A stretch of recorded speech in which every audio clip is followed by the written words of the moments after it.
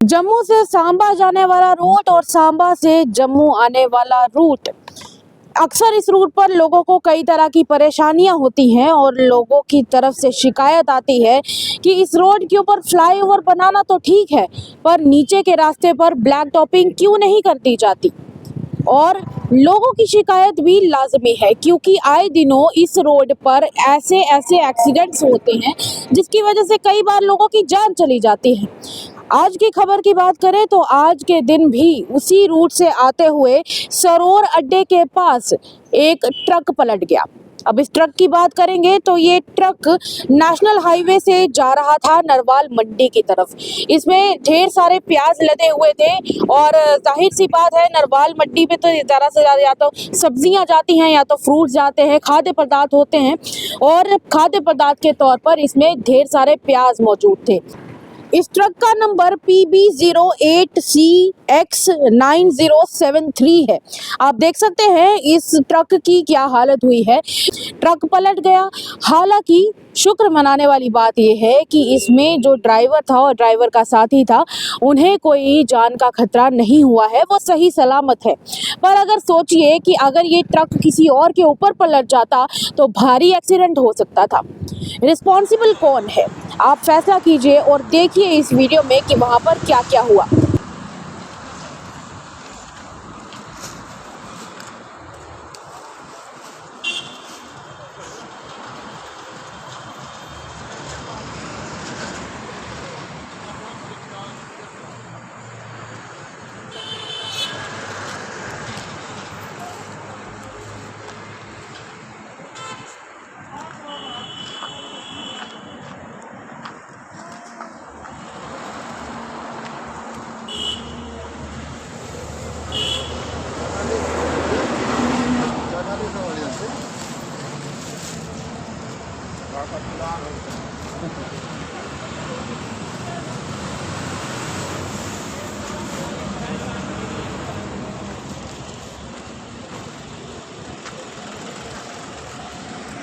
कहूँ कि ये आए दिन नहीं, अब एक ही घंटे के बाद एक्सीडेंट हो रहा है यहाँ पर। ये प्रशासन मिला हुआ है क्योंकि प्रशासन की वजह से ही ये सब कुछ होता है।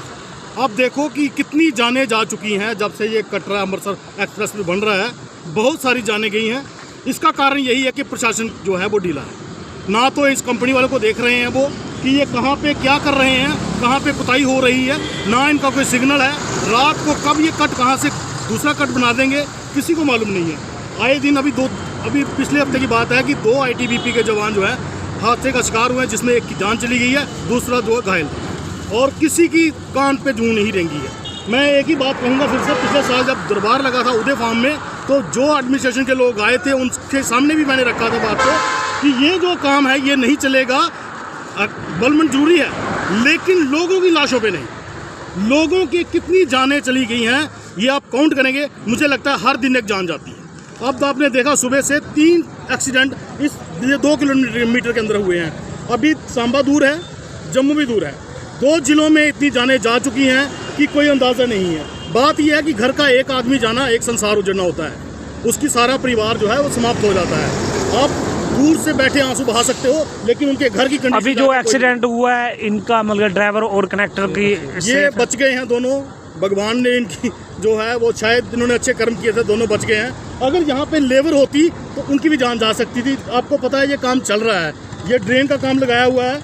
अगर ड्रेन के काम में ये लोग यहाँ पे काम कर रहे होते, ये गाड़ी वहाँ पे गिरती तो ना जाने कितनी जानें चली जाती। ये सारा जो है ये एडमिनिस्ट्रेशन का कसूर है। एडमिनिस्ट्रेशन के लोग रोज़ यहाँ से जाते हैं। सांबा जिला एक हादसों का शहर बन चुका है। एक इतनी बड़ी हब होने के बाद, इंडस्ट्री स्टेट यहाँ पर है, इतनी हब होने के बाद यहाँ पे आप ट्रैफिक का कोई रूल नहीं। कब कहाँ से कट बंद हो जाएगा, कब कहाँ से रोड बंद हो जाएगी, कोई सिग्नल नहीं है, कुछ भी नहीं यहाँ पर कि जिसके सहारे आदमी चल सके। रोड के ऊपर सिग्नल होते हैं या फिर ट्रैफिक कर्मी होते हैं, ये दोनों चीज़ें निर्धारित हैं। यहाँ पे कोई भी नहीं है जो रोड सेफ्टी के लिए होनी चाहिए। चलिए फिलहाल तो इस एक्सीडेंट में किसी की जान का खतरा नहीं हुआ, पर एक बार अगर सोचिए कि यहाँ पर आए दिनों इतने एक्सीडेंट्स क्यों होते हैं, क्योंकि रोड सही नहीं है। हालांकि कल भी हमने गंगाराम जी से बात की थी माफ कीजिएगा।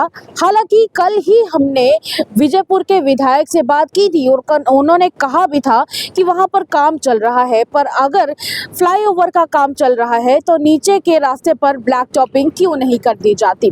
फिलहाल के लिए आप अपनी राय हमारे कमेंट सेक्शन में जरूर छोड़ सकते हैं। मुझे और मेरे सहयोगी सेवाराम को दीजिएगा इजाजत। देखते रहिए तमाम अपडेट्स के लिए द अर्थ न्यूज़।